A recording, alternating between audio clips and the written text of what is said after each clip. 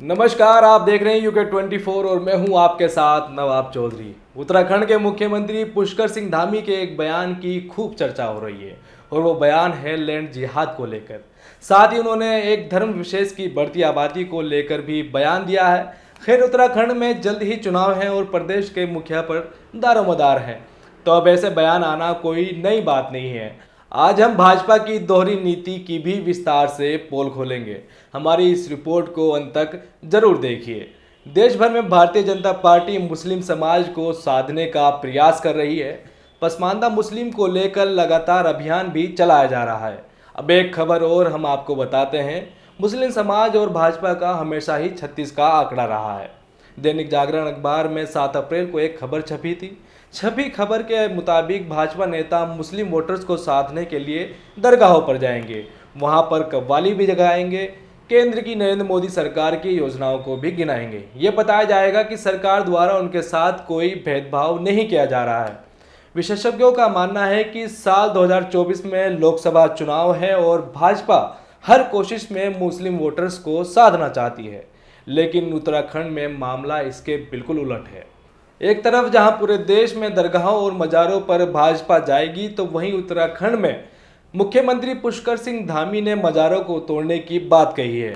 CM Pushkar Singh Dhami का मज़ारों को तोड़ने वाले बयान को लेकर खूब चर्चा है। हाथों हाथ इन बयानों को नेशनल मीडिया ने जमकर चलाया भी है और बड़े बड़े प्राइम शो भी चलाए हैं। सीएम धामी ने मज़ारों को लैंड जिहाद का मुद्दा बनाया है।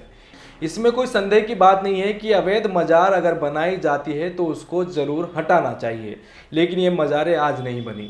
इसके बाद एक और बयान सीएम पुष्कर सिंह धामी का आया है। उन्होंने कहा है कि सनातन धर्म की रक्षा को सभी प्रदेशवासी संकल्प लें।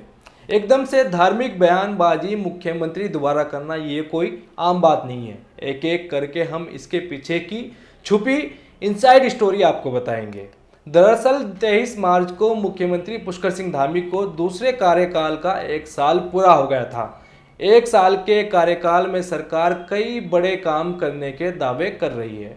अपने 1 साल के कार्यकाल में सरकार ने यूनिफॉर्म सिविल कोड, लव जिहाद पर कानून और नकल विरोधी कानून को अपनी उपलब्धि बताया है। उत्तराखंड में महिलाओं को 30% क्षैतिज आरक्षण पर सरकार अध्यादेश भी लेकर आई है।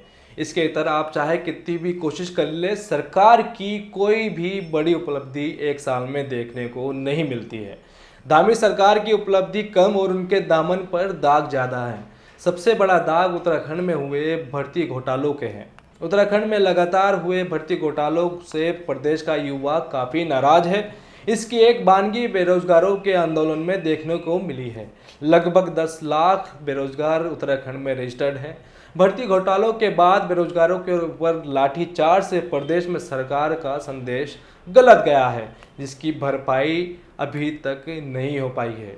इन घोटालों में भाजपा नेताओं का नाम आने के बाद सरकार की इमेज पर भी गहरा धक्का लगा है। अंकिता हत्याकांड में भी सरकार की काफ़ी किरकिरी हुई है।